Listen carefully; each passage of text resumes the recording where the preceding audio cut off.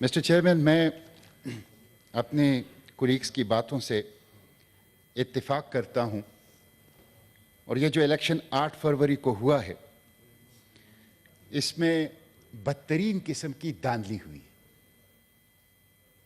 اور دھاندلی کی جتنی بھی قسمیں ہیں وہ ہم نے اس الیکشن میں دیکھی۔ یہ ایک جعلی الیکشن تھا اور اس جعلی الیکشن کے نتیجے میں کوئی حکومت اگر بنے گی تو وہ جعلی ہوگی۔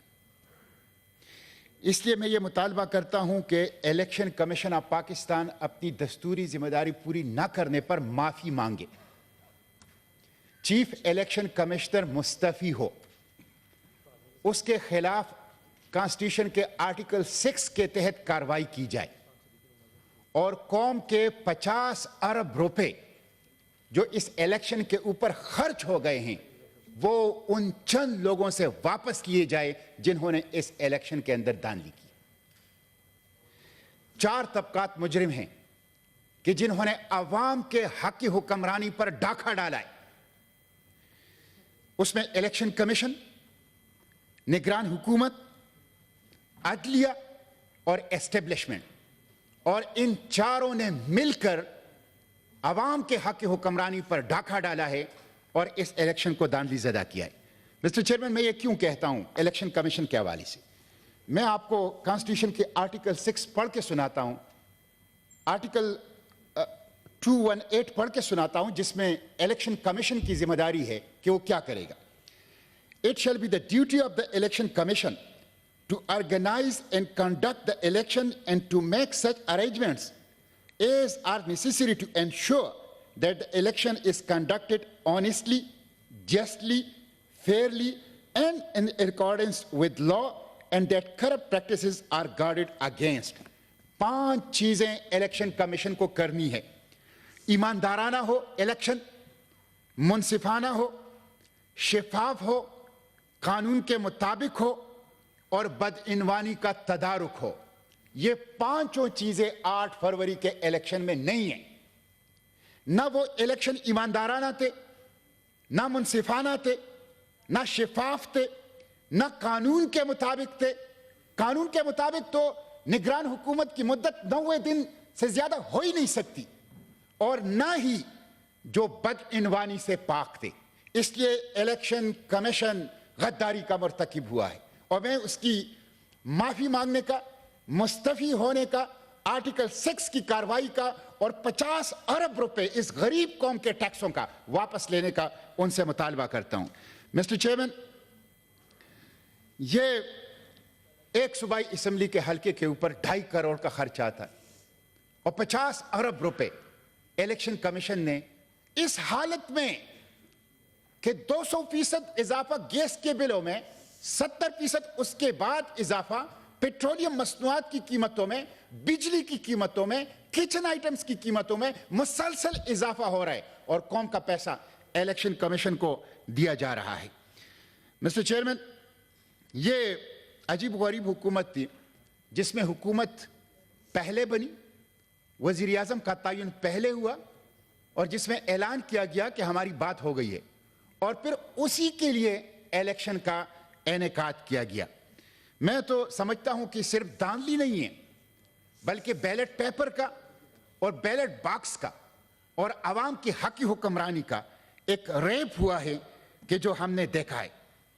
الیکشن کے دن آپ دیکھیں، الیکشن کے دن آپ نے موبائل سروس بند کر دی، آپ نے انٹرنیٹ سروس بند کر دی، اسی وقت پتہ چل گیا کہ الیکشن فری، فیئر اور ٹرانسپیرنٹ نہیں ہے، اور جو سوشل میڈیا پلیٹ فارم ہے وہ بند ہیں۔ آپ نے اس دن 8 فروری کو موبائل فون اور انٹرنیٹ سروس کیوں بند کیا؟ آپ گزشتہ 3 دنوں سے ٹویٹر کو کیوں بند کر رہے ہیں؟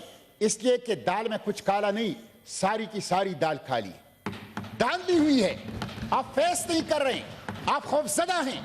اس لیے اور ٹویٹر کے اوپر، سوشل میڈیا پلیٹ فارم کے اوپر پابندی، اس کی بندش، یہ تعلیمی نقصان ہو رہا ہے، معاشی نقصان ہو رہا ہے، بشری حقوق کے اوپر ڈاکہ ہے، لوگوں کے ڈیجیٹل رائٹس کے اوپر ڈاکہ ہے، جسے کسی صورت تسلیم نہیں کیا جا سکتا۔ میں اس کی مذمت کرتا ہوں اور اس ایوان کے توسط سے मुतालिबा करता हूं कि तमाम सोशल मीडिया प्लेटफॉर्म्स पर बंदिश से इज्तिनाब किया जाए और इसको बहाल किया जाए। मिस्टर चेयरमैन, कमिश्नर रावलपिंडी ने अगर सारा नहीं तो किसी हद तक कुछ जो कमिश्नर रावलपिंडी चट्टा है, किसी हद तक तो कच्चा छट्टा इस इलेक्शन का उसने खोल दिया था। आप देख लें कि 8 फरवरी को सिचुएशन कुछ और थी और 9 फरवरी को बिल्कुल 180 दर्जे की टर्न हुई। कराची के अंदर आप देख लें, हमारे कराची के अमीर हाफिज नईमुर रहमान जब 5-6 कौमी असम्बलियों के ऊपर उन्होंने एहतजाज शुरू कर दिया तो एक ऐसे हलके से जहां से वो जीते ही नहीं थे उनको जितवा दिया गया। मैं उनको खराजी तहसीन पेश करता हूं कि उन्होंने इलेक्शन कमीशन के मुंह पर वो जीत दे मारी और वापस कर दी कि यहां से मैं नहीं जीता हूं, फॉर्म 45 के मुताबिक पाकिस्तान तहरीक इंसाफ के कैंडिडेट जीते हैं। ये इलेक्शन की सूरत हाल है।